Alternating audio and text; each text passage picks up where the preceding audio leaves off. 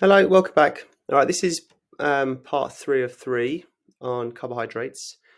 So far, we've looked at monosaccharides, disaccharides, and polysaccharides, and we can test for those different types of carbohydrates by doing something called the Benedict's test.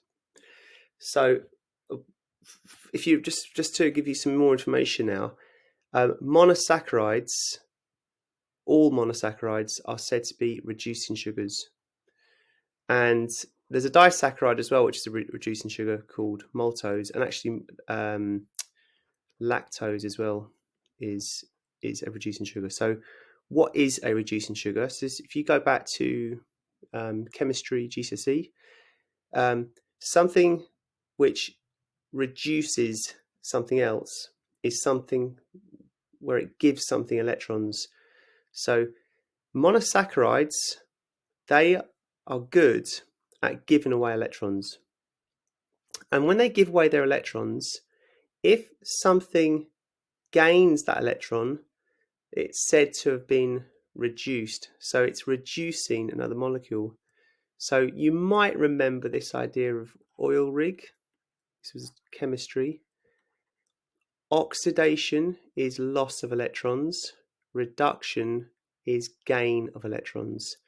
So it's called a reducing sugar because it is making other molecules gain electrons, and therefore they've been reduced. So therefore we say it is reducing other things.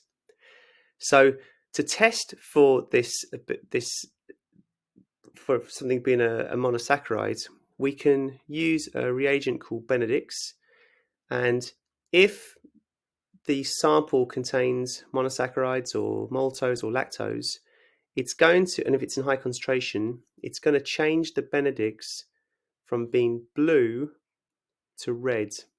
And the way it does this, Benedict's reagent contains the ion copper 2 plus, which means it has a charge of 2 plus. So it's got it's got two more protons than it does electrons.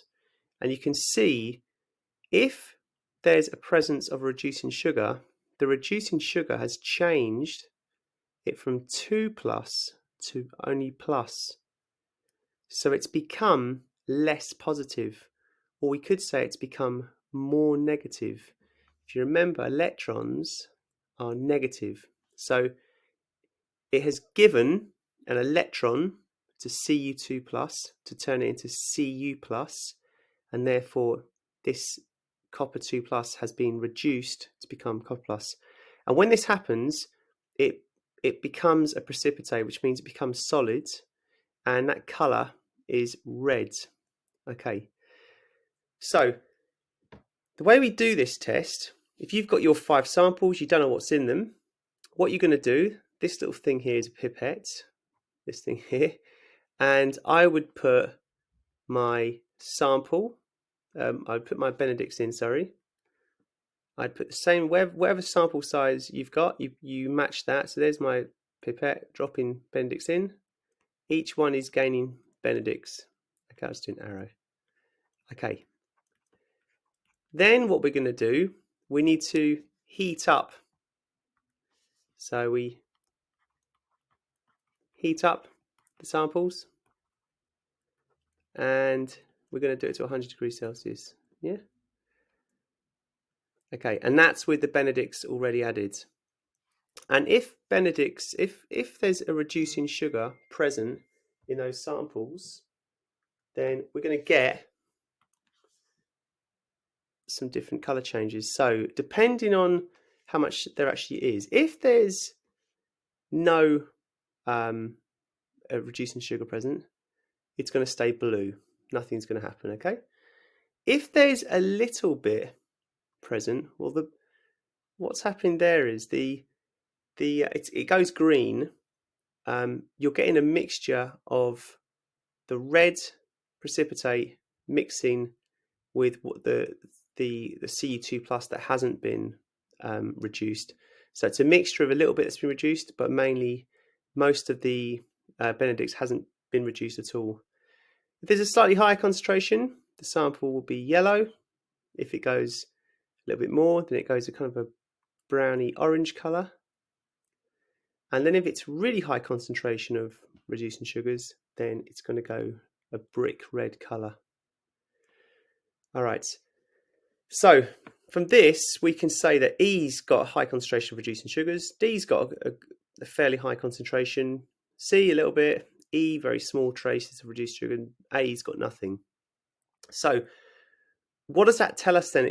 It could tell us that there's that sample A might contain protein, or it might contain fats, something completely different. Or it may still contain sugars, but those sugars, they're not considered to be reducing. They may be non-reducing sugars. So not all sugars are able to reduce. So if we just go back, if we move to this one here now.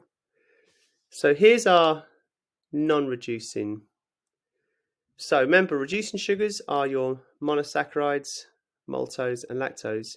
But there's a really common sugar called sucrose, which is what plants producing. And sucrose is a disaccharide, which is made up of glucose and fructose. And what we can do, let's imagine we think that this sample A, it might have a non-reducing sugar in it. So what we can do, we can, there it is there again. So there's been no change yet. What we can do, we can add hydrochloric acid.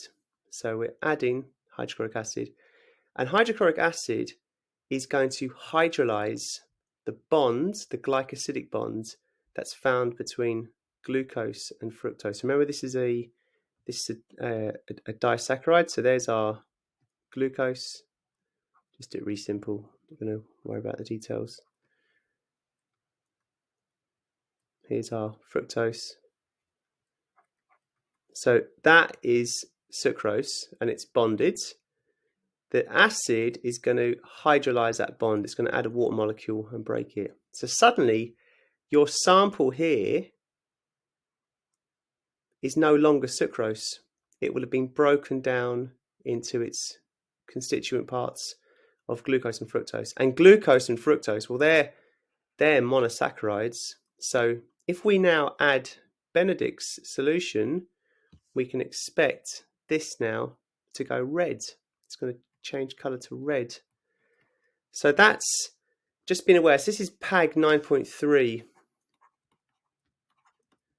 where you're expected to do this test and be able to understand how the colour changes are happening. Okay, then the final one is really easy, just testing for starch, which is a polysaccharide made by plants.